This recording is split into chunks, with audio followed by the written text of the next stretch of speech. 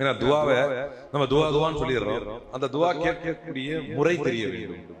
என்னென்னலாம் நம்முடைய துவால இருக்கணும், கண்டிப்பா இருக்க வேண்டிய அம்சங்கள் என்ன, இந்த துவால எப்படி இருந்தா அந்த துவா கபூல் ஆகும், எல்லாத்துக்கும் ஒரு முறை இருக்குல்ல. அப்போ ஒரு மனுஷர் காபத்துல்லாஹ்க்கு வந்துட்டு அல்லாஹ் மகஃபிர்லி வலா லிகைரி, யா அல்லாஹ் என்ன மட்டும் பண்ணி வேற யாரும் பண்ணிக்காத. அல்லாஹ் மகஃபிர்லி வலா லிகைரி, என்ன மட்டும் பண்ணி வேற யாரையும் பண்ணிச்சிராத. இது ஒரு சுயநலமான ஒரு துவா. ஆனா துவா எப்படி இருக்க வேண்டும், நபி ஸல்லல்லாஹு அலைஹி வஸல்லம் கற்றுக் கொடுத்தார்கள். நீங்கள் சுயநலமா கேட்காம எல்லாருக்கும் துவா கேட்கும் பொழுது உங்களுக்கும் அது போன்றே ஆகட்டும் என்று ஜிப்ரீல் உங்களுக்காக துவா கேட்கிறார் என்று நபி ஸல்லல்லாஹு அலைஹி வஸல்லம் சொல்றார். அப்படி உங்களுக்கு துவா எப்படி அமைய வேண்டும், அப்போ அந்த மனிதரை நிறுத்தி நபி ஸல்லல்லாஹு அலைஹி வஸல்லம் சொல்லி கொடுத்ததான் இன்னைக்கு நம்ம பார்க்கலாம். துவாவை எப்படி ஆரம்பிக்கிறோம்?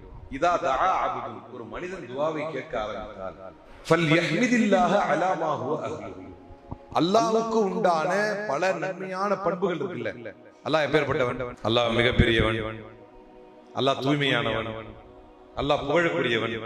இதுல ஏதாவது ஒண்ணு ஃபர்ஸ்ட் சொல்லுங்க நாங்க ரசூலுல்லாஹ். அதனாலதான் நம்ம என்ன செய்யறோம், துவால கையை தூக்கின உடனே என்னன்னு சொல்லி ஆரம்பிக்கிறோம், அல்ஹம்துலில்லாஹ் அப்படின்னு ஆரம்பிக்கிறோம்ல. அதோட ரீசன் என்னன்னா அது ஹதீஸ்ல இருக்கு.